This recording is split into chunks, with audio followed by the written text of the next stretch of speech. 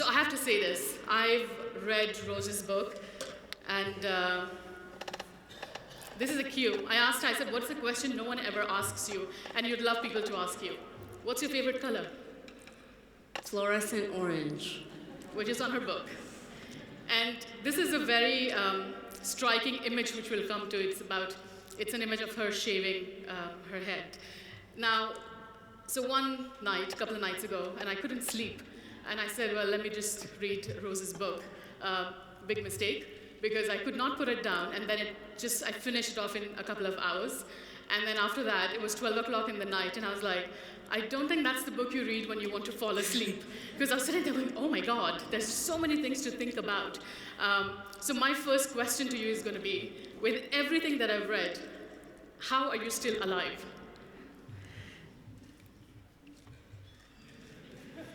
Sometimes you just think, what's your option? Yeah. The only other option is not fighting for me and not trying to write systems. And it's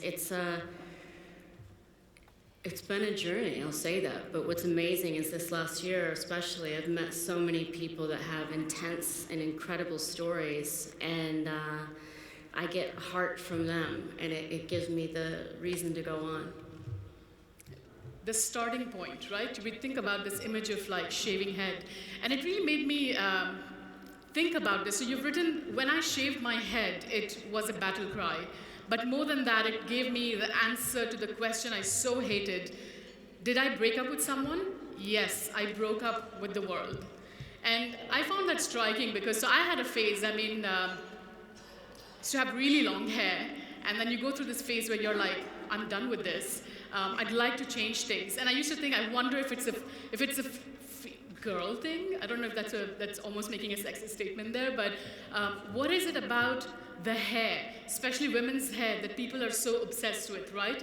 There's a scarf to sort of cover. There's this whole idea of the attraction of a woman lying in the hair. So in that context, it's a weird moment where I find our lives crossing, and which is the weirdest thing because, I went through this and I'm like, you're just like a skinny version of me with like, probably just have like a few more clothes on me, that's all. So what do you think is this obsession with women's hair, this idea of letting go?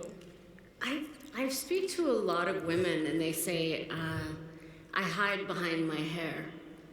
And I always ask them what they're hiding from. That's something, it chills me when I hear that. And it's just societal. It's just, if you want to have long hair, amazing. Just make sure it's because you want it. Do a checklist. Am I dressing for myself, or am I dressing because of what society expects me to look like? It's like run a checklist through your mind. And I believe hair is, whether we see long hair on a man or short hair on a woman, it's literally just hair. But it says so much, and you were telling me about how scared you were to go home after you cut your hair. Yes. I was petrified. I thought my mother's going to kill me today, which she didn't. I think she's just given up. She just gave up. She just gave up. I think my mother gave up on me too. Just let it go. She's going to do what she's going to do. But I think it's really interesting, and in my book I talk about this. When I shaved my head, I got a lot of people over and over that asked me, did you break up with someone? And I would get really annoyed with that question. And then finally I realized they were right. I did. I broke up with what I was supposed to be. What I was supposed to be, set out by Hollywood, how I was sold, how I was packaged, what I was told to sound like and be. And I broke up with that. And I hope that, everybody at some point in their life has that breakup moment that's like, I'm going to do this for myself and for other people, but I have to do it for myself first. Has there anyone else who's experienced the hair moment, whether it's going crazy with colors or just like chop it off? Yes, I can see a couple of hands. See, I'm getting scared now because my husband cuts his hair really short every couple of months. And I'm wondering if there's a signal there that I've just not picked up for like so many years.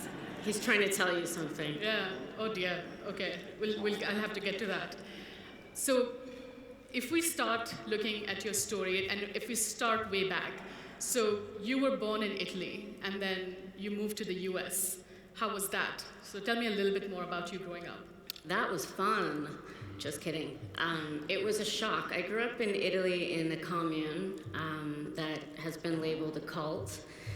And a lot of people say it's very strange how I grew up, but I think I see the same structure as the cult I grew up in. I see it repeated all over the world.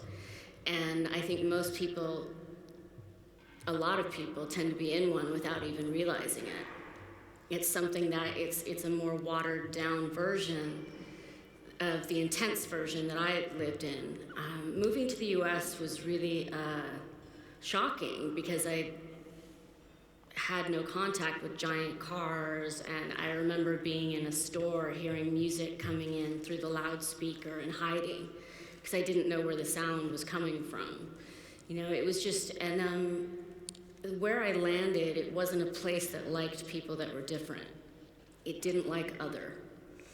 And that became, honestly, really boring after a while. You know, you get tired of being the other, but at the same time, I've grown up as an outsider, and that's kind of never changed. And there's power in being an outsider.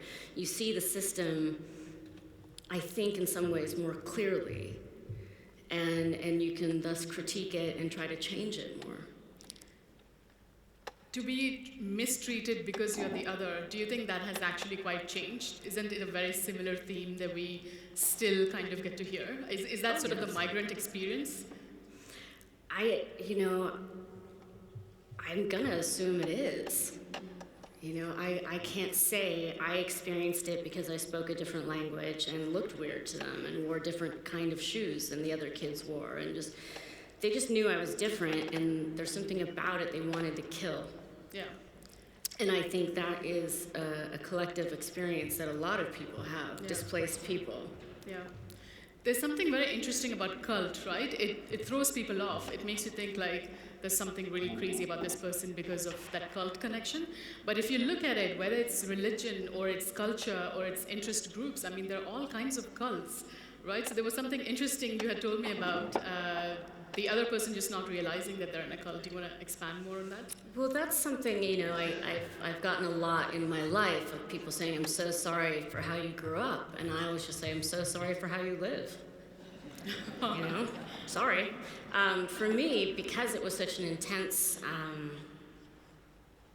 system of thought, I saw how, I was always surprised that people couldn't see it in their own lives. I mean, you might say that that's people that vote a certain way, that work at a company that has company retreats where it's all about, you know, that. Like, there are many levels of cults. Families can be cults, you know, and a cult is, I mean, in my case, it was my parents wanting utopia, wanting a new world. And it didn't quite work out how they thought it would. But what was interesting to me, how I grew up, which was, in a way, it was a lot easier to be in the cult than it was to be in America for me. And I found a lot of American ideas, the nationalism, the isolationists. I found a lot of cult structure there. What was so great about the cult? That they really prized the mind, that they really prized reading. And I would say the mind more than anything, that we were expected to be super brains. The mind, that's interesting. You do say there was a gender discrimination angle, that they did favor men. So do you think that the mind sort of aspect was more for men than for women? Is that what it was? It's hard to say as a child, but there are definitely, and I see cult-like structures with women all the time supporting a system that doesn't support them, and I always, that's by definition what it is, and acting against their best interests. It was hard seeing that. I hated, I really resented not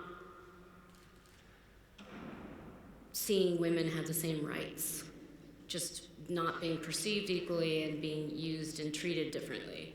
It's just, it's just a word I said before. It's so boring. We've all heard about it so much. We want to tune out when we hear this stuff, right? But I think that's why I did what I did, and why so many have worked so hard at it, to just change the conversation. I thought, can we just have a new conversation?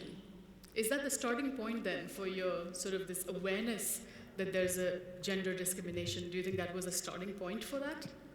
Definitely, to see how the women were treated versus how, say, my father was treated.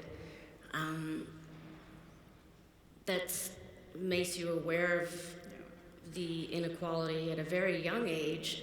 But it's more that, I think a lot of people that abuse power, men or women, but in the system it was men, although I was abused by women, so it crosses all lines. I really think that seeing it firsthand made me, I just thought, why? It was just like being little and they put you at the little kids' table. I was like, but I'm clearly your equal. Why am I not sitting here? I'm fabulous. Don't you want me at your table? To which they would reply, no, we don't. But it set this fire in me at such an early age to just, and when I moved to America, I saw this saying, and it said, subvert the dominant paradigm. And I just thought, first of all, what does that mean? It just means upsetting the status quo. And I thought, that's a really good idea. I should work towards doing that. At your lowest, and you've had quite a few low points, you've run away. Were you almost homeless at a point? Or I was homeless. And where does this grit, this resilience come from? Especially because it was all happening at such a young age. Yes, I was 13 when I was homeless. That was not fun. That was difficult. But I met some amazing people while I was on my journey. And I think they gave me strength, and I've always known people had it worse than me. And I never ever thought, why me? I always have thought, why not me? What would make me more special than anybody else that this wouldn't happen to me? And the answer is, you're not more special. I'm a bit surprised, because how do you get this clarity of thought at such a young age when you've essentially not had any kind of backing or some kind of a support that's given you that sort of almost a wisdom? There was no, I don't know. I was divorced from, I think I was raised, how I was raised, for some years was really, again, just to be a mind. It wasn't gender-based, and that gave me a kind of a freedom to develop, and also being an outcast, you have a lot of time to think. And so I did. So with all of these really difficult circumstances, how did Hollywood happen? Hollywood. Long story. Let's stretch our legs. No. I was discovered, and it doesn't really happen to people, but it happened to me. And it was 2 weeks after my boyfriend died, and I was standing on a street corner crying. And this woman came up to me and said, do you want to be an actress? As they do. As they do. And I just thought, woman, I'm crying. What is and then I realized I was about to be homeless again. So then I found out how much money it was, and so I started my first film. And then it just kind of went on from there, and I didn't understand what I had fallen into. I did not understand the toxicity of that system. I didn't understand the machine that it was, but I learned very quickly that I was alone. But surely in the start, do you think there was a bit of, I mean, we've been speaking about systems and almost had a slightly negative connotation, but do you think surely in the start there was a moment where there was the Hollywood charm, where there was something nice about seeing your name in the, in the credits or the red carpet and that part? Was there a nice part to it, at least in the start? For me personally, I think because I didn't go there with this idea of I need to be famous, or I'm an actor, which I have tremendous respect for actors and performers. I just never had that feeling. I was good at what I did, but I considered it a very unusual day job. It involved a lot of evening gowns and high heels and big hair, It was just a weird job. So, of course, I had some good times during my career, but on the whole, I can't recommend it if you would like to stay sane. You don't sound too impressed. What would impress you? Not Hollywood. What would impress me? It would impress me if people were stronger. It would impress me if people weren't complicit. It would impress me if people fought harder for others that can't fight for themselves. It would impress me, as it does, when I meet anybody who's brave, because that just means you're a scared person, but you do it anyway. I think we can see in that how much of a definitely Hollywood is not your place. So when you open the book and you describe your life journey, essentially phases in one word, and so it follows cult member, runaway, captive, starlet, victim, sex symbol, and justice seeker. And then you wrote that a few years ago I realized that society needed to be primed to hear the story. So I set about taking my voice of dissent public. In a life that's filled with so many challenges, why do you think that the incidents of the last year or two were the tipping point? Well, for me, my tipping point personally was about 4 years ago when equal pay for women was voted down in America. And I just thought it was optional to be jerks. I didn't think it was a law. What is going on here? And I just started getting mad. And I just thought, well, I'm going to get mad on Twitter, like everybody else. And but I started following people from different news agencies all over the world, and I started pushing up against the machine. I started pushing at Hollywood and for campaigns that they ran that were overtly sexist or stupid, or both, or taking on very famous industry icons or people that were never supposed to. See, in Hollywood, you don't talk. You don't say it like it is. You don't do that, because if you step out of line, you will not be rewarded, you will be punished. And I started rocking the boat because I wanted to let people know that I was coming. I thought it was fair. I thought it was a fair warning. And when you mess with power, they come at you. And it's been a couple of solid years of people really coming. But most notably, some people from the Mossad, which is quite interesting. It's been a journey, and I think this last 2 years was really, it was just time. And I'll say, Trump helped a lot. He helped a lot, inadvertently, I'm sure, by showing really clearly what sexism is, by showing really clearly what racism is, by showing really clearly what inequality is. And it helped in a weird way. I don't think what happened this last year could have happened without him. Absolutely. As strange as that is to acknowledge. It's that rare comment on Trump that I would never get to hear, but very true, very true.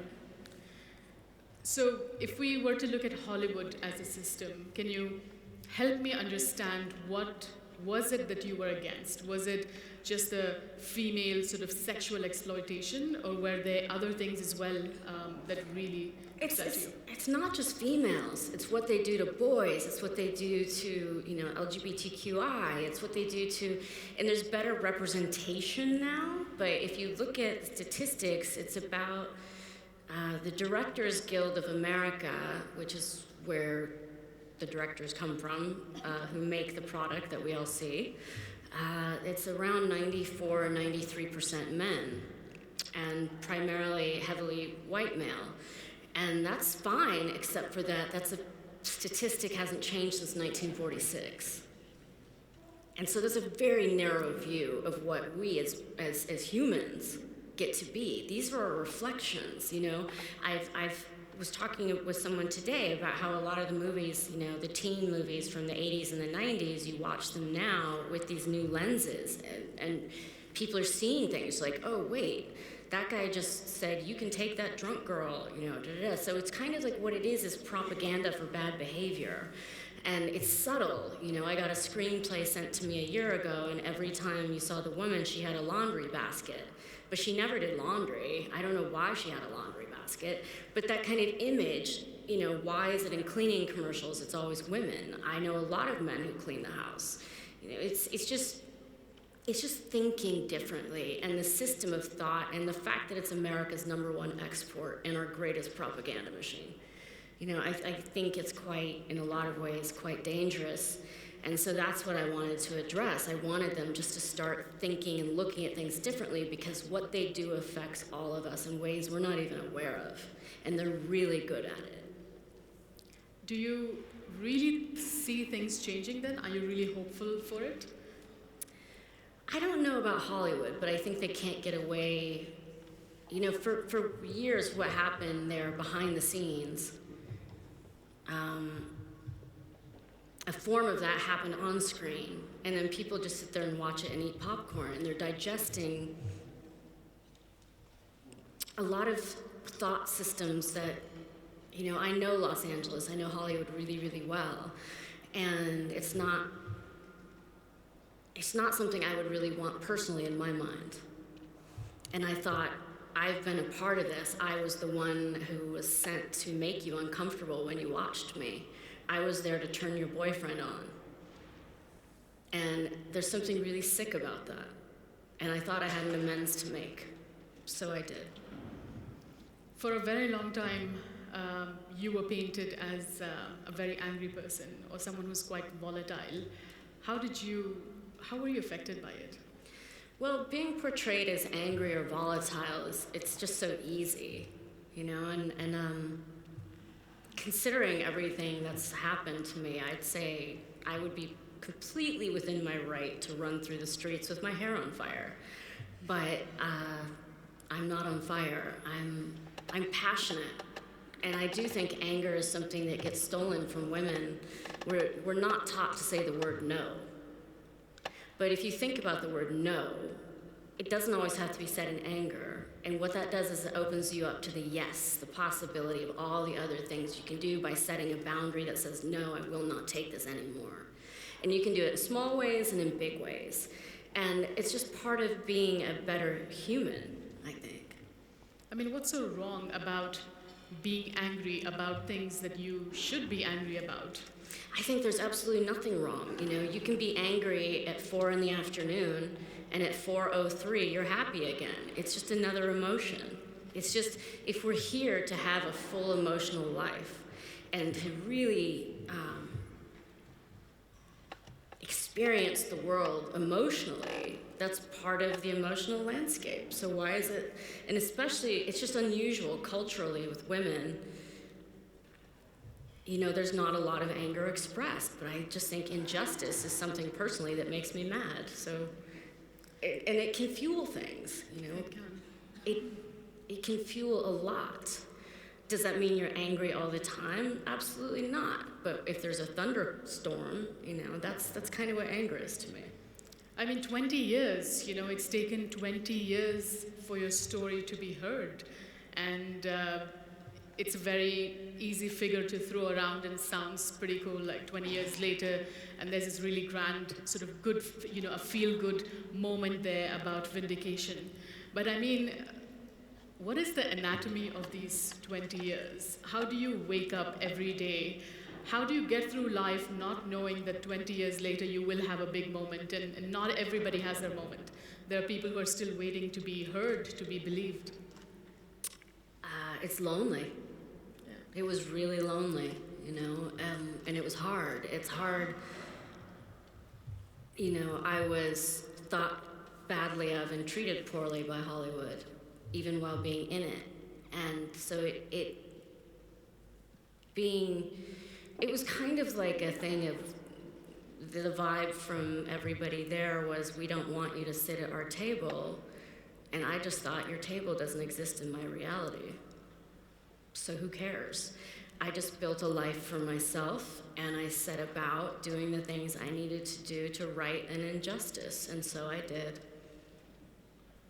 Gosh, I'm still trying to wrap my head around that, because when I was telling her backstage that I sometimes think, because you're still, it's the healing is a work in progress. It's still something that hasn't really, you're not on the other side as yet. So is it very difficult to sort of have these conversations, talk about it, or maybe if I was in your place, I'd be a wreck by now, but who knows? But how difficult is it to be composed?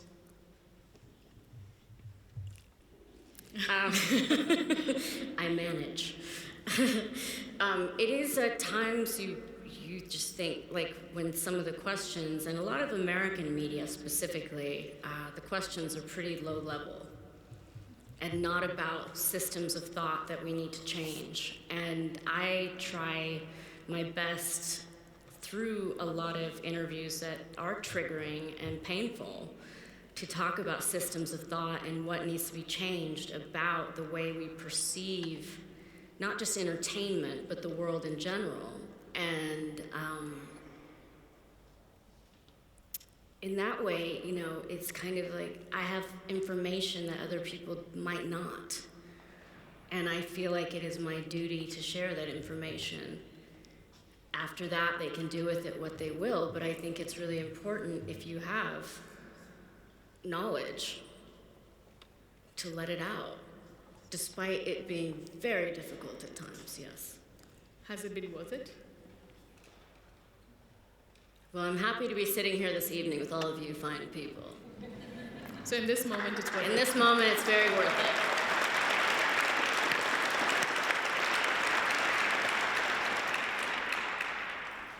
So now the elephant in the room, the MeToo movement.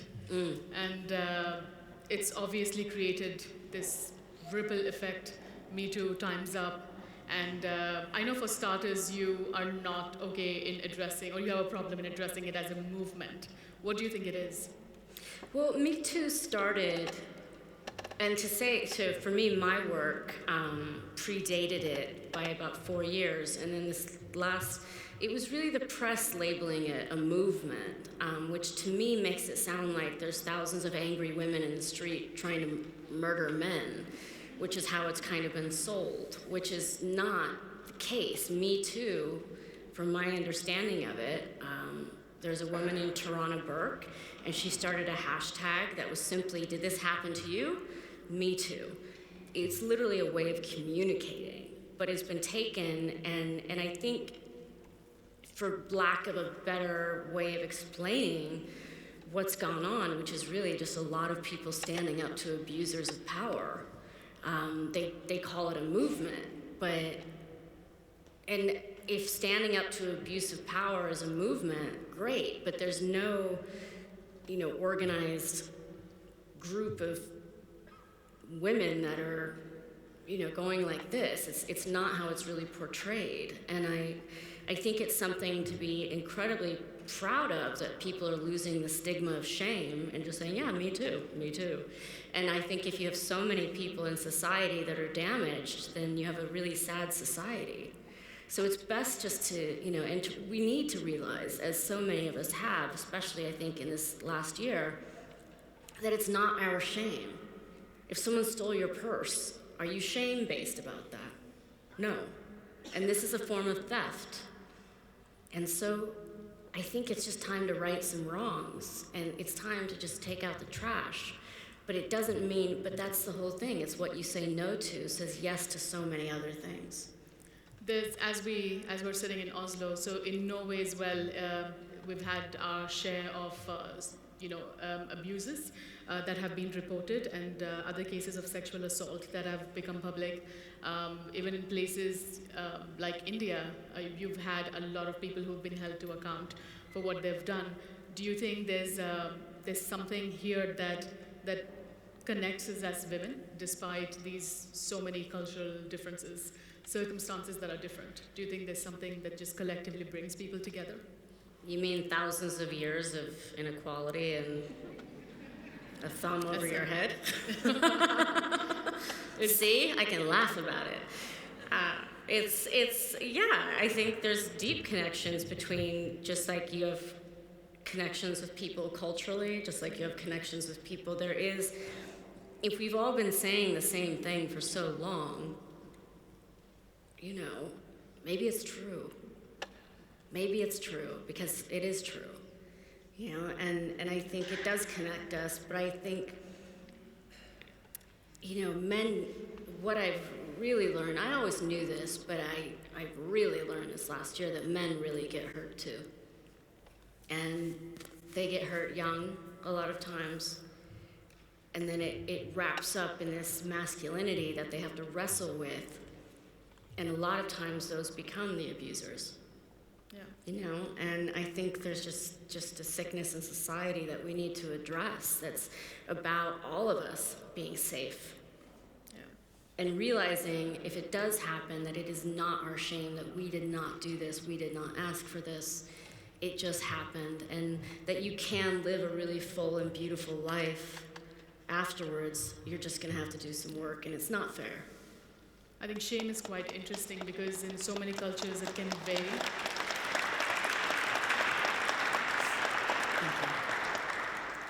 Shame is very interesting because it has so many different ways it exists in different cultures.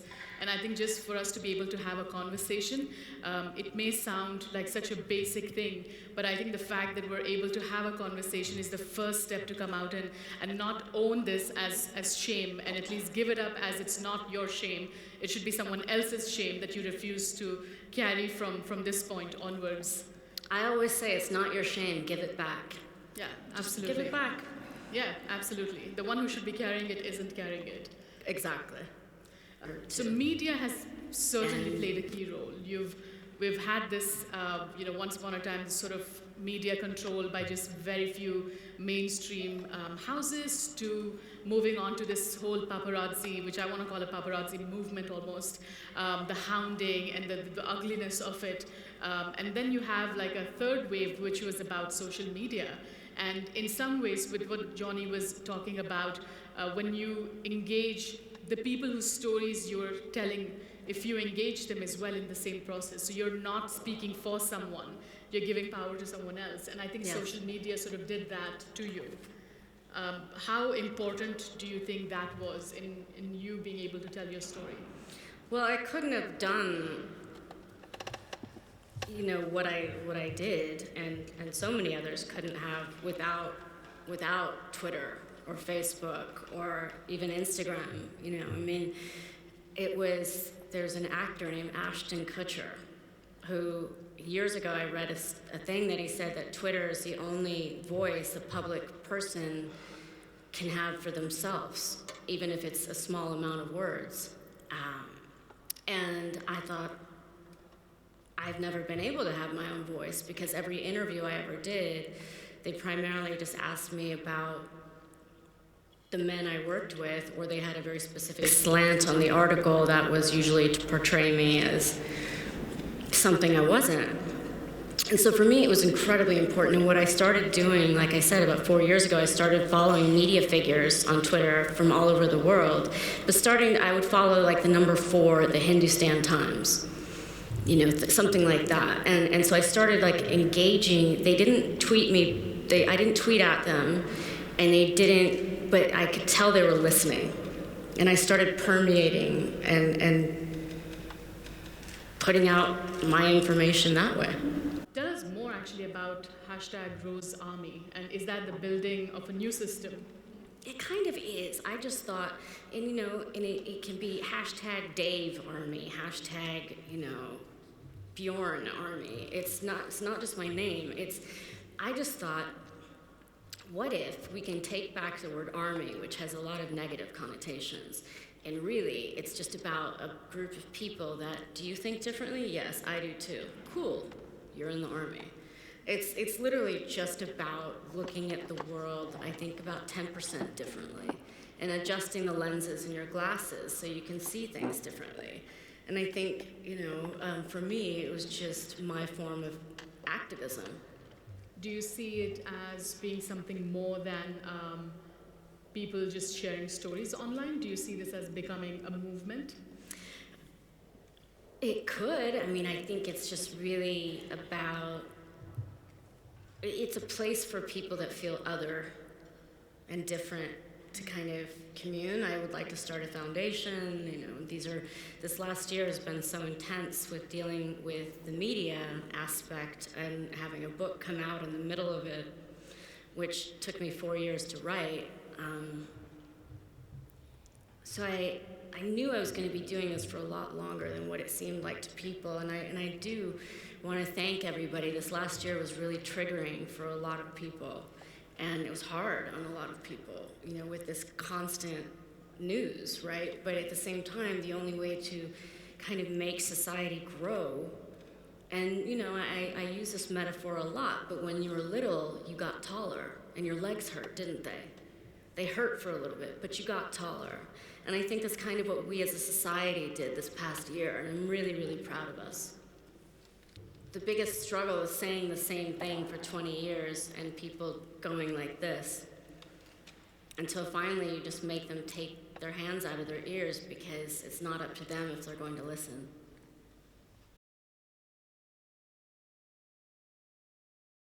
You have taken on some real unsavory trolls. What are your top troll fighting tips? God, there are so many.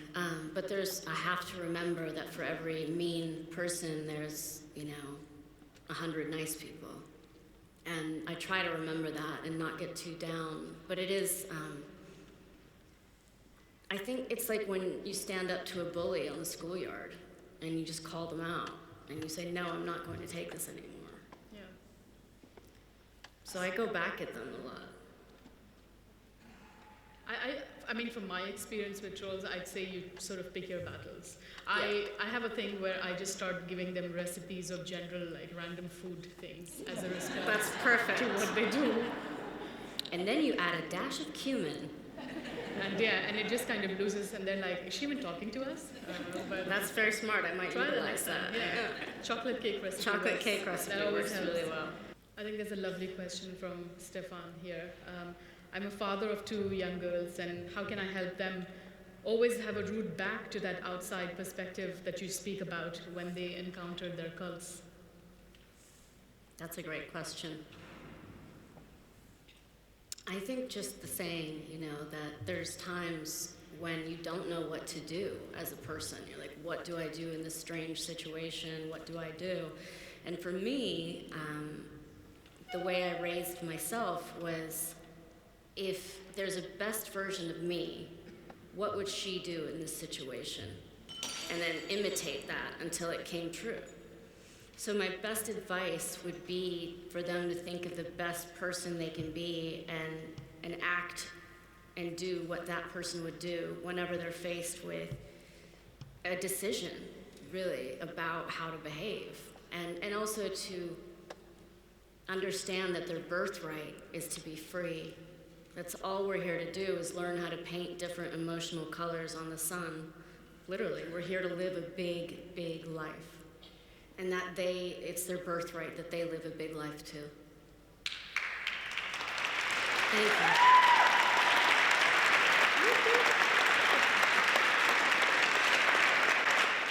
There's one theme that always becomes uncomfortable when we speak about MeToo and so on, is the role of men. And I know one thing that you very openly, passionately speak about is also men as victims.